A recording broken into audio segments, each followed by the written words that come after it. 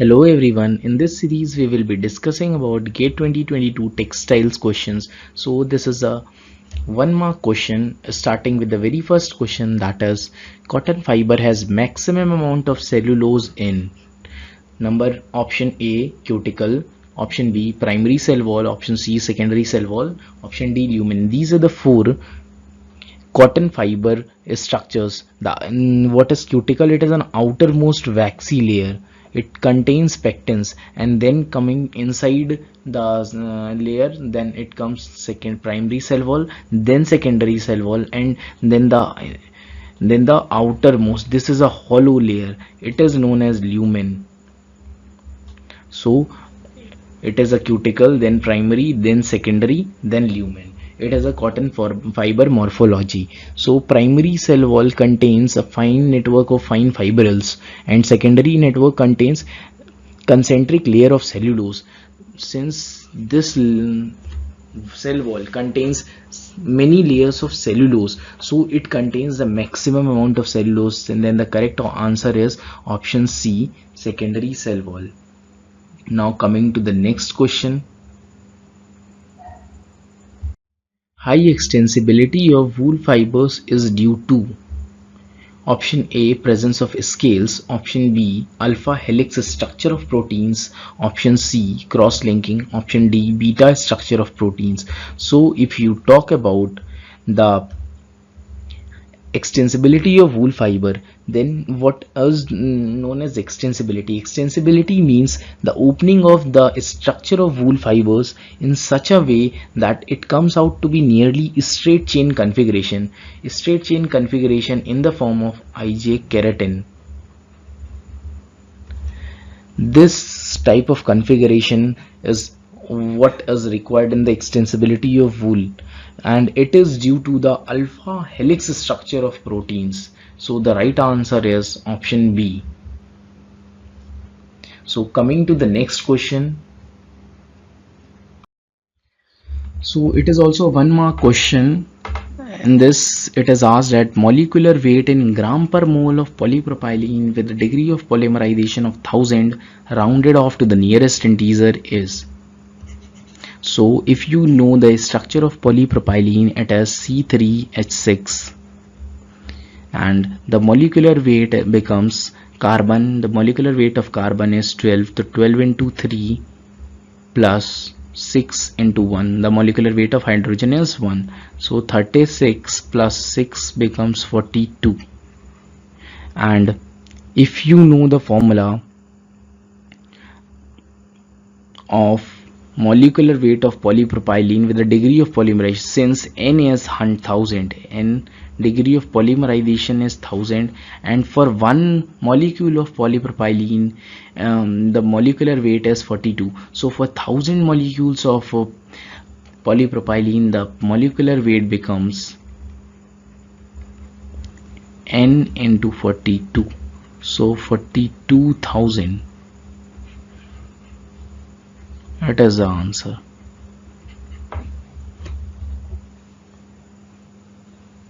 Now coming to the next question. Polydispersity index of a polymer is 5 and its weight average molecular weight is 8400 gram per mole. The number average molecular weight in gram per mole of the polymer in integer is. It is also a 1 mark question. So the polydispersity index neta is 5. It is given, and the molecular weight average molecular weight is given as 8400 gram per mole. What is asked is weight average molecular weight. Weight average. What is the number average molecular weight? If you know the formula, that if you calculate the number average molecular weight, it is the weight average molecular weight divided by the polydispersity index of the polymer. So it is a very straightforward question. So number average molecular weight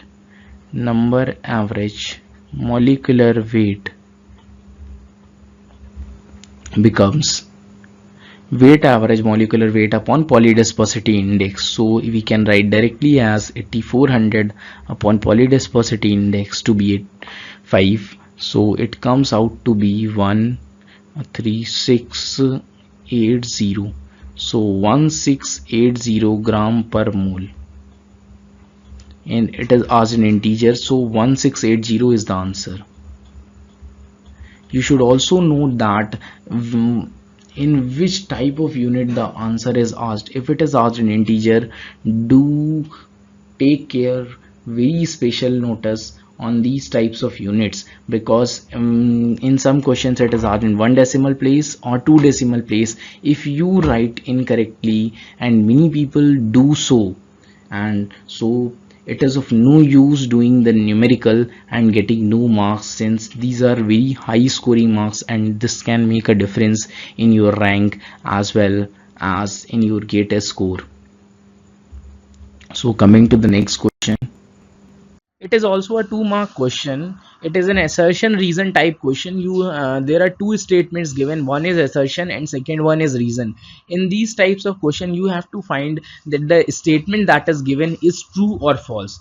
If it is false, then you can answer the question directly. If the statement, that is assertion, is true, then you have to find the reason for the correct statement, and there are there are options that is listed in A, B, C and D. You have to match them correctly. So coming to the question, assertion is given as, in viscous rayon manufacturing process the fibers develop a skin core structure. And the second one, the reason that is given is, during extrusion the polymer molecules near the wall of the spinneret tend to orient less as compared to the molecules at the center of the fiber. So for this you need to know ki what is the reason, what is the assertion. So you need basic understanding of viscous manufacturing process. What is viscous? What is viscous? Basically it is a regenerated cellulose. And talking about the manufacturing process of viscous, so the manufacturing includes many steps. The first one is steeping, then shredding, then aging, then xanthation, then ripening, then the spinning solution is prepared, and finally it is filtered, and the from the spinning solution, and the viscous fiber is produced. So if you know that the fibers in this process develops a skin core structure, this is right. So assertion is true. But during extrusion means the during the spinning process, when the fiber, when the molten spinning solution gets extruded from the spinning solution to the outside, so the polymer molecules near the wall of the spinning tend to orient less as compared to the molecules at the center. So this is wrong, because um, because in this the polymer molecules near the wall of the tend to orient not less, they are more. So the reason that is given is wrong.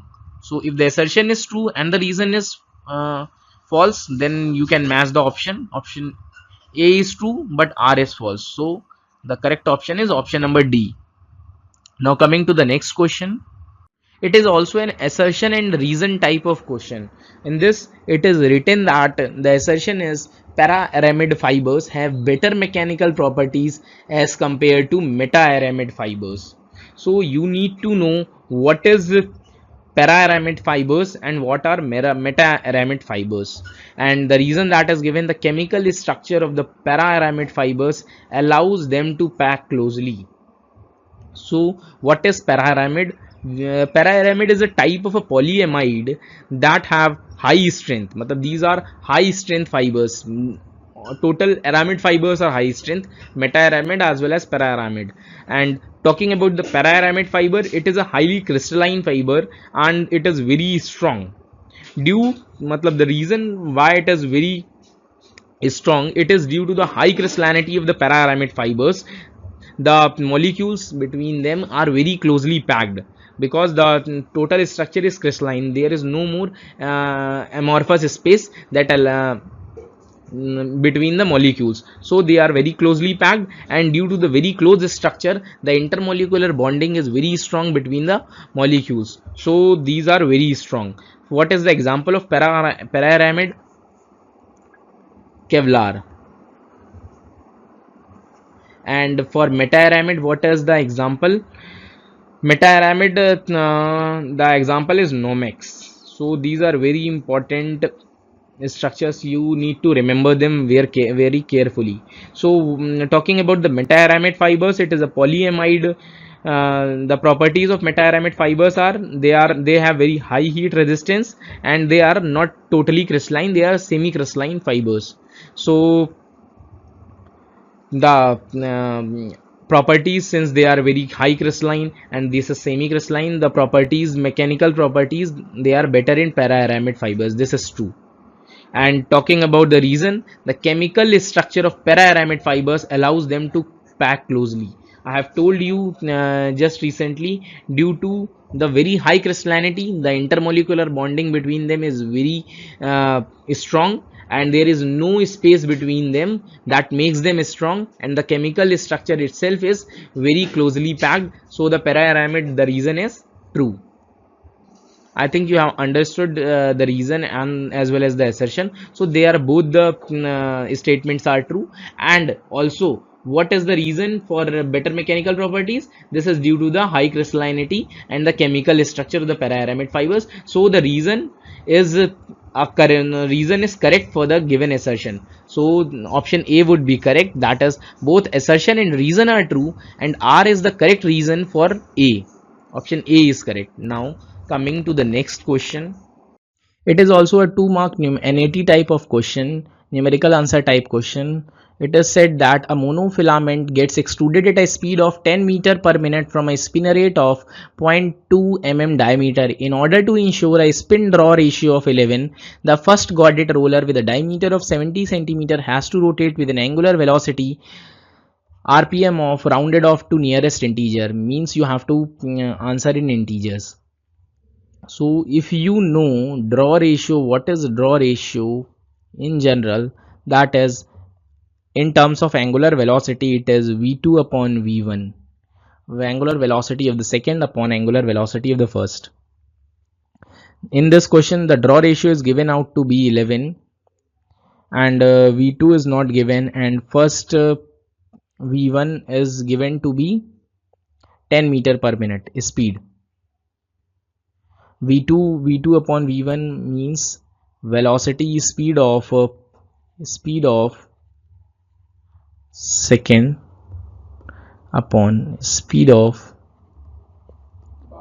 first. So v2 upon v1 is given out to be 10, then v2 is equal to 110 meter per minute. If v2 is 110 meter per minute, then you know v2 for velocity, it is the formula for v2 is v is pi dn. N is the rpm, d is the diameter. And if it is asked in, since the diameter is given in centimeter, then we can also the objective is all the units should be in the same dimensions. So if the diameter is in centimeter, you can take out write it down as 110 into 100 centimeter per minute. The objective is centimeter will get cancelled. Diameter is said as 70 centimeter into n into 110 into 100 centimeter per minute.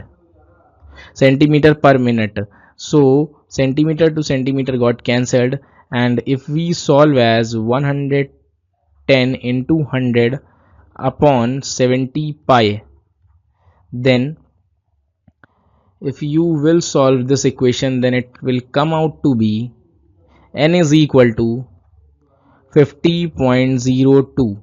Since we have to write it in integers, then the nearest integer is 50. Then the answer for this question would be n is 50. This is the correct answer. Now coming to the next question. For a wool fiber strand, the relationship between VR and N, average number of fibers in the cross section of the strand, is given below. VR is equal to 112 upon root n. For the above relationship, the CV% of the linear density of the wool fiber rounded off to 2 decimal places is. You have to find the CV% of the wool fiber. whereas we are average CV percent and everything is given out to be. So for wool fiber, if you know, for wool fiber, wool VR is 112 upon root n. Root n is number of fibers. Also, in general, VR dash CV percent in general is 100 by root n. So the CV percent of the linear density of wool. So for CV percent, if we need to calculate this linear density of wool, then what would be the formula? CV percent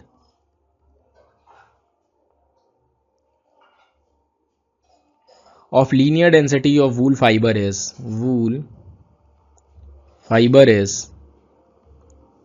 would be VR square minus VR dash square. This is the formula of difference in the CV percent by square. So if you know what is the CV percent ka whole square, if it is a square then it is also a square, then CV percent square is CV percent CV upon root n whole square is equal to VR is 112 upon root n square minus 100 upon root n ka square. So if you will solve that, then it will come out to be CV percent upon n is equal to 100 will come out to be 112 square upon n minus 100 square upon n. Then if we will take n common, then it will cancel out. CV percent square is equal to 112 square minus 100 square. Then if you will calculate CV percent, it will come out to be root 112 square minus 100 square will come out to be 50.43 CV, and this you have to calculate CV percent rounded off to 2 decimal place, then the answer is 50.43. This is the correct answer. The only thing that you should know that the for wool fiber, what is the CV percent? 112 upon root n. This is a simple formula you need to know, and the difference in how to calculate the CV percent in general for the wool fiber and or any other fiber in general. Now coming to the next question.